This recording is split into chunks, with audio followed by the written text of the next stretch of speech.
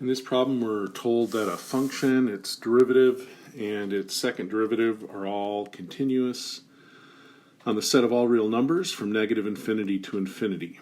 And we're supposed to talk about f of 2 here in some different situations. So part A says f prime of 2 is equal to 0. Now, if the derivative of a function is equal to 0 or undefined, that means it's a critical number. So this tells me 2 is a critical number. Saying that f double prime of 2 is equal to 3, if the second derivative is equal to 3, that means the second derivative is positive, so that means it's concave up at x equals 2. So if 2 is a critical number, more than that even, if f prime of 2 is equal to 0, that means it has a slope of 0 there, the tangent line, so it has a horizontal tangent line. So I've got this point where I've got a horizontal tangent line,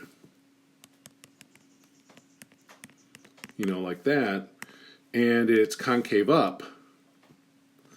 Well, if it's concave up and it's a horizontal tangent line there, then I know the value of f of 2 is going to be a local minimum. Okay. In this second case, it's the same setup.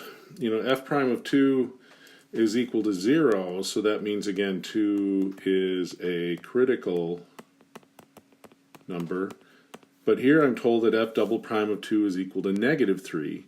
So that means it's going to be concave down. And so I'm going to have a situation like this, where I'm going to have a horizontal tangent line. So that means I'm going to have a local maximum. And then in this last case, f prime of 2 is equal to 0. I have a critical number, but f double prime of 2 is equal to 0. This means the second derivative test fails. It might be a local maximum, it might be a local minimum, it might be neither.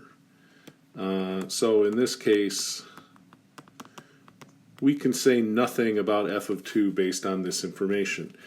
If we wanted to really tell whether f of 2 was a local minimum or a local maximum, we would have to look at the first derivative test and look at where the function is increasing and decreasing to make that decision.